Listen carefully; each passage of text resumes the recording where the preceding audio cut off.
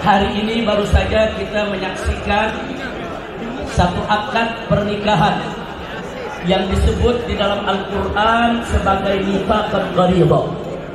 Siapa yang melakukan akad nikah, siapa yang melakukan perjanjian pernikahan, Allah nyatakan dalam Al-Quranul Karim, faqala ta'ala wa akhadna minkum mitsaqan ghalidha. Perempuan-perempuan tersebut, para kaum istri tersebut, akhadna, mereka mengambil minkum, daripada kamu sekalian, mitsaqan ghalidha, yaitu perjanjian yang kuat. Jadi begitu akad nikah dibacakan tadi, begitu akad nikah serah terima ijab qabul dibacakan tadi, kenapa disebut sebagai mitsaqan ghalidha? Karena melalui perjanjian tersebut melahirkan aneka ragam hukum dalam rumah tangga yang langsung melekat kepada sang suami maupun istri, yang sebelum akad dibacakan hak-hak itu belum ada, ibadallah. Dan satu hal juga yang mesti kita ketahui, bahwa begitu akad nikah dibacakan, ijab qabul disampaikan, sebetulnya yang disatukan bukan hanya sang suami dan istri saja, tapi yang disatukan adalah dua keluarga. Kalau barusan kita menyaksikan bagaimana Sayyid Abdullah bin Muhsin As-Saggaf melakukan ijab qabul, yaitu untuk menikahi daripada Syarifah Aliyah binti Haidar Maulad Dawilah. Sebetulnya bukan Abdullah dan Aliyah saja yang dijadikan satu dengan akad nikah tersebut, tapi dua keluarga, keluarga Habib Haidar Maulad Dawilah dan keluarga Habib Muhsin As-Saggaf disatukan menjadi satu keluarga karena ikatan tersebut. Bahkan bukan hanya keluarga Habib Muhsin dan Habib Haidar saja, tapi juga keluarga besar Maulad Dawilah dan keluarga besar As-Saggaf yang hari ini disatukan, ya ikhwan. Alhamdulillahirabbil alamin. Karena itu, karena ini merupakan mitsaqan ghalidha, karena ini merupakan satu perjanjian yang kuat, yuk, baik yang baru menikah maupun yang akan menikah, termasuk juga yang sudah lebih dulu menikah, untuk betul-betul menjaga perjanjian yang kuat tersebut, saudara.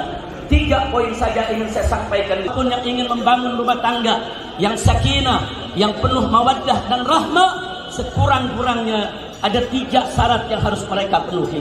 Yang pertama adalah bangun rumah tangganya semenjak awal.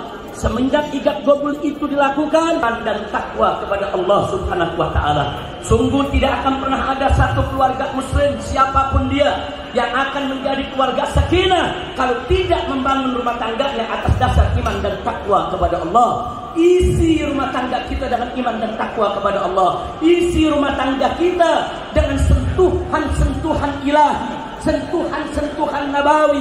Jaga istri dan anak-anak kita dengan hukum Allah Subhanahu wa ta'ala yang dibawa oleh Nabi kita Sayyiduna Muhammad sallallahu alaihi wasallam. Dan yang kedua, ibadallah, syarat untuk bisa menjadi rumah tangga yang sakinah tidak lain dan tidak bukan, kita harus ingat ketentuan yang telah ditetapkan oleh Allah, yaitu ar-rijalu qawwamuna 'alan nisa, bahwa laki-laki itu pemimpin daripada perempuan.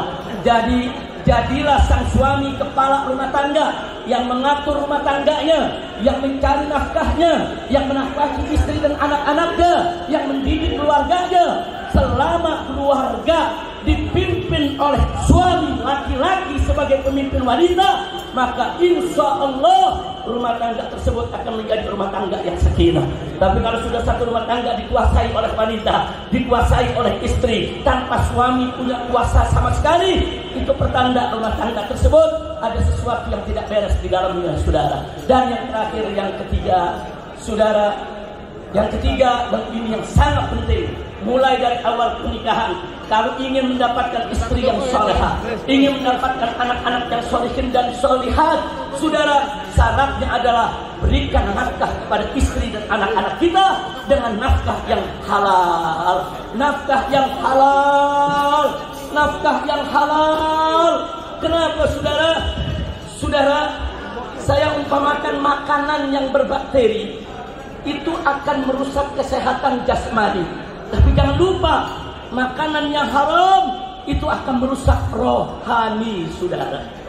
Seorang anak kecil diberikan makanan yang berbakteri, roti yang kotor, si anak memang gak dosa memakannya, saudara. Tapi begitu si anak makan, dia tetap akan terkena penyakitnya.